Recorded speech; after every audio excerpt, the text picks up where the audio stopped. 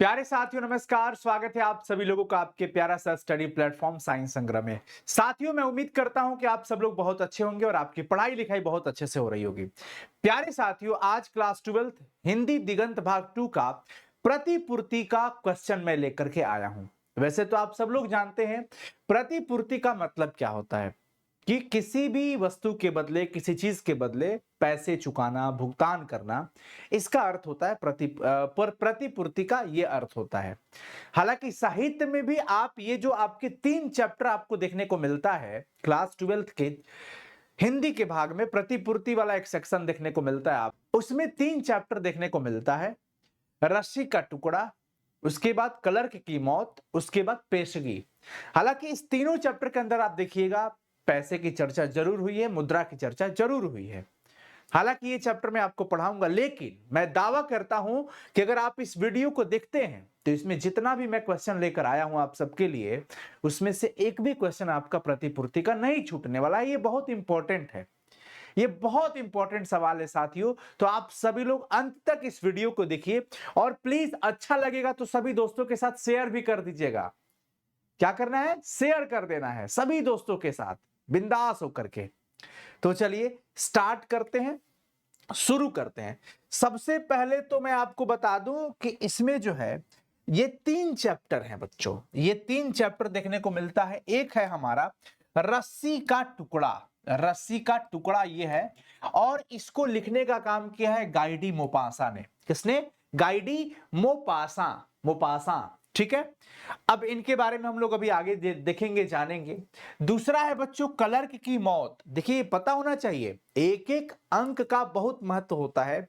जैसे 99 रुपए में एक सिक्का जोड़ दिया जाए, 1 रुपए जोड़ दिया जाए, तो सोचिए एक सिक्का मतलब नहीं 1 रुपए का सिक्का जोड़ दिया जाए तो वो 2 डिजिट को 3 डिजिट में बदल दिया, 100 रुपए का बना दिया। साथियों यहां पर भी आपके मार्क्स में एक एक अंक का बहुत महत्व होगा, इसलिए इसको स्किप मत करिएगा, अंत तक देखिएगा। क्लर्क की मौत अंतोन चेखव की रचना है, और एक है पेशगी। क्या है? पेशगी, जो हेनरी लोपेज की रचना है, हेनरी लोपेज की रचना है। साथियों ये 3 चैप्टर आपको प्रतिपूर्ति के हिस्से में देखने को मिलता है। ये 3 चैप्टर देखने को आपको मिलता है। मुझे लगता है कि आपको ये बहुत अच्छे से पता भी होगा। ठीक है, ये आपको बहुत अच्छे से पता होगा। चलिए हम आगे बढ़ते हैं।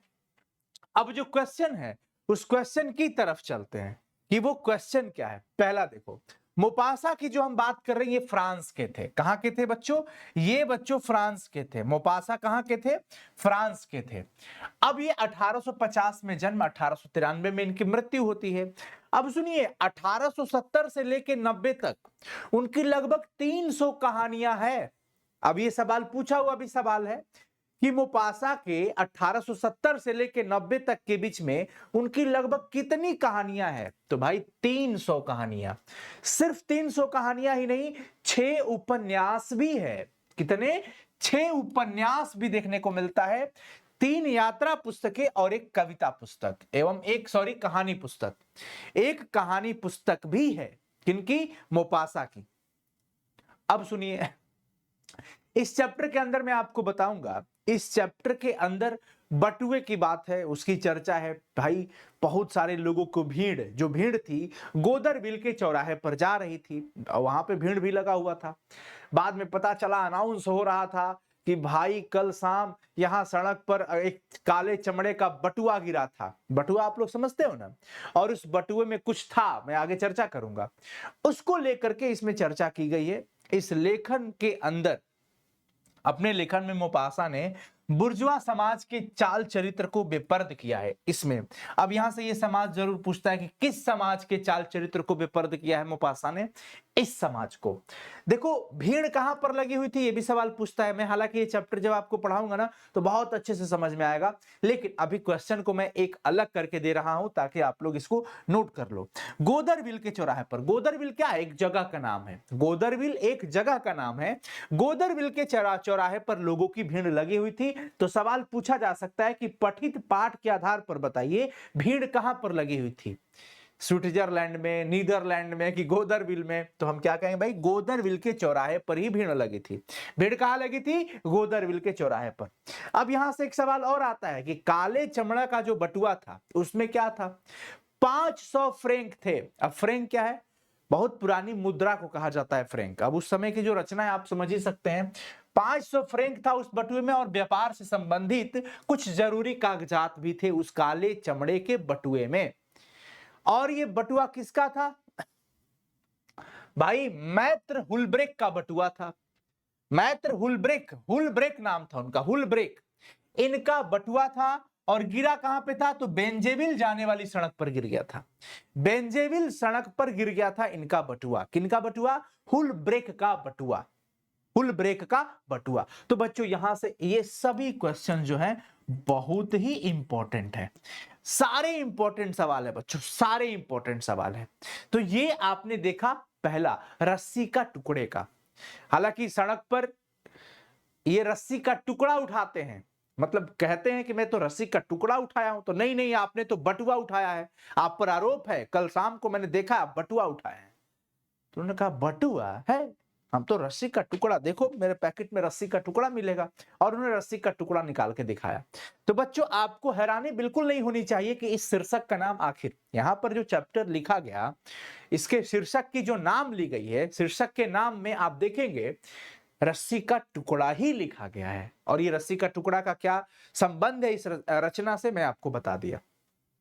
आगे आइए। आगे जब हम बात करते हैं अंतोन चेखव की, जो क्लर्क की मौत की रचनाकार है, क्लर्क की मौत के रचनाकार है। क्लर्क की मौत क्या है? एक रचना है, एक रचना है, साहित्य के अंदर उसको स्थान दिया गया है। और अंतोन चेखव जो कि एक बहुत अच्छे कथाकार और नाटककार थे, बहुत ही अच्छे नाटककार थे और कथाकार थे। इनका लेखन शासन व्यवस्था और उसके तंत्र के अमानवीयता को रेशे रेशे से उघाड़ देता है। शासन व्यवस्था, ये याद रखिएगा सब लोग। किसकी रचना, किनका लेखन? तो हम कहेंगे अंतोन चेखव की रचना। अंतोन चेखव की जो रचना है वो शासन व्यवस्था एवं उसके तंत्र की अमानवीयता को रेशे रेशे से उघाड़ता है। अब चलो, चेखव एक अतुलनीय कलाकार है। ये अगर किसी ने कहा था तो वो किसने कहा था? कि अंतोन चेखव एक अतुलनीय कलाकार है, अद्वितीय है ये। भाई ये बात अगर किसी ने कहा था तो वो लेव तोल्स्टोय का कहना था। ये भी रूसी थे, ठीक है ना। और ये भी याद रखिएगा ये रूसी कथाकार थे, रूस के। कहां के? रूस के। याद रखना है सभी लोगों को। अब इस चैप्टर के अंदर जिस क्लर्क की मौत हुई है उस क्लर्क का कुछ तो नाम होगा ना। तो चैप्टर के अंदर इसका चर्चा भी किया गया है, जिक्र भी किया गया है कि उसका नाम क्या था भाई। तो उसका नाम था इवान दिमित्रिच चेरव्यकोव। चेख्याकोव नहीं, चेरव्य, चेरव्य, ये रव्य है, चेरव्य, चेरव्यकोव। इवान दिमित्रिच, दिमित्रिच, अब ये आधा द है, तो इवान दिमित्रिच, अब द मैं बोल रहा हूं आप लोगों को समझाने के लिए। चेरव्यकोव उनका नाम था। अब ये चेरव्यकोव जो जिनका इंग्लिश में नाम ऐसे लिखा जाता है जिसमें टी साइलेंट रहता है बच्चों। अब ये माफी मांगने गए थे क्योंकि ये छींक दिए थे और छींक पड़ गया था एक यातायात के जो अधिकारी थे, कह लीजिए जनरल थे यातायात विभाग में, उनका नाम था ब्रिजालोव। क्या नाम था? ब्रिजालोव। तो उन्हीं से इनको माफी मांगने जाना था। तो किससे माफी मांगने के लिए गए थे? छींकना समझते हो ना, छींक दिए थे। अब मैं पढ़ाऊंगा तो आपको ज्यादा समझ में आए, हालांकि मैं कोशिश कर रहा हूं कि आप लोग चीजों को समझ पाओ, रिलेट कर पाओ। कि चेरव्यकोव ने ब्रिजालो, अब ब्रिजालो कौन है भाई? तो ब्रिजालो यातायात विभाग में कोई जनरल थे, अधिकारी थे, है ना। तो उन्हीं से इनको माफी मांगने जाना था। ये हो गया। इसके बाद देखिए, इसके बाद मैं आपको बता दूं, हम बात करते हैं फिर हेनरी लोपेज की। हेनरी लोपेज जो कि पेशगी, क्या लिखे इन्होंने? पेशगी लिखा है। अब इनके जन्म को लेकर के देखिए, अफ्रीकी देश कांगो में इनका जन्म होता है। कांगो में जन्म होता है। कहां जन्म होता है बच्चों? कांगो में। अब सवाल आता है कि सर जन्म कब होता है?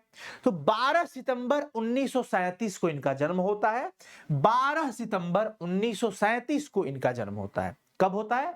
12 सितंबर 1937 को जन्म होता है। उसके बाद बड़े होते हैं, अपना जो होता है प्रोसेस वो सब कुछ इनके जीवन काल में इतना बढ़िया समय रहा इनका कि भाई ये अपनी मेहनत के बदौलत वहां के शिक्षा मंत्री भी रहे, वित्त मंत्री रहे, प्रधानमंत्री भी रहे। हालांकि प्रधानमंत्री 73 से 75 तक ही रहे। ये प्रधानमंत्री कब थे?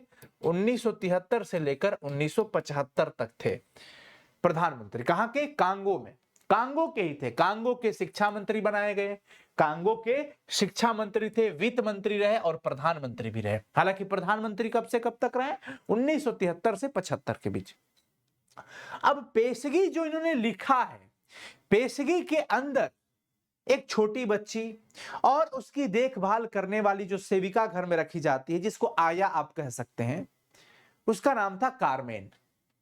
और बाकी जिसकी बेटी थी फ्रैंकवा, उस फ्रैंकवा का नाम, छोटी बच्ची का नाम था फ्रैंकवा और इसकी देखभाल करने वाली कारमेन थी।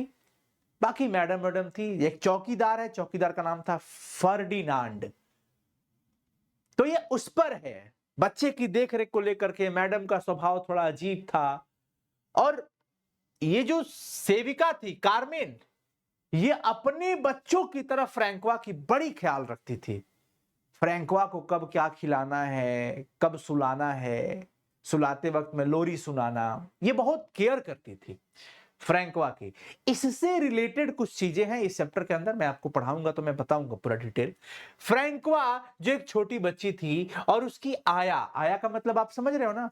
एक तो हो गया कि वो कहीं से आया, वो आया नहीं, यहां पे जो आया है, ये जब छोटे बच्चे को कोई सेवा करने वाला होता है ना, छोटे बच्चों की देखरेख करने वाली, वो कोई नौकरानी हो, सेविका हो, उसको आया कहते हैं। तो उनका नाम क्या था? आया का नाम था कारमेन। ये सवाल पूछ सकता है। चौकीदार का नाम था बच्चों फर्डिनांड, याद रखिएगा सभी लोग। बाकी हेनरी लोपेज का जन्म 12 सितंबर 1937 को होता है और 2 नवंबर 2023 को उनका निधन हो जाता है। 2 नवंबर 2023। कब साथियों? 2 नवंबर 2023। प्यारे साथियों, यहां से सिर्फ यही क्वेश्चन बन सकते हैं। याद रखना है, सवाल पूछ देता है कि हेनरी लोपेज की रचना कौन है? तो भैया पेशगी है और ये प्रतिपूर्ति है। समझ में आ गया ना? तो मैं उम्मीद करता हूं कि आपको ये सभी सवाल बहुत अच्छे से समझ में आ गए होंगे और प्रतिपूर्ति से बहुत इंपॉर्टेंट यही सब सवाल बनते हैं। बाकी मैं जब चैप्टर पढ़ाऊंगा आपको तो बहुत अच्छे से समझ आएगा। साथियों, कैसा लगा जरूर कमेंट करके बता दीजिएगा, क्योंकि आपका एक एक कमेंट हमारे लिए बहुत मोटिवेशन का काम करता है, पूरी टीम के लिए मोटिवेशन का काम करता है। प्यारे साथियों, मेरा रिक्वेस्ट भी होगा कि आप इस वीडियो को ज्यादा से ज्यादा शेयर करें, अपने सभी दोस्तों तक शेयर करें, जहां तक ये वीडियो पहुंच पाए आप पहुंचाएं, ताकि अन्य बच्चों को भी इस वीडियो से लाभ मिल सके। थैंक यू सो मच साथियों, मिलते हैं फिर अगली क्लास में, तब तक के लिए बहुत बहुत शुक्रिया। All the best, thank you so much. Comment जरूर कर दीजिएगा, चैनल पे पहली बार होंगे तो सब्सक्राइब करके नोटिफिकेशन को ऑन कर लीजिएगा। ठीक है, चलिए मिलते हैं फिर अगली क्लास में, तब तक के लिए बहुत बहुत शुक्रिया। Bye bye.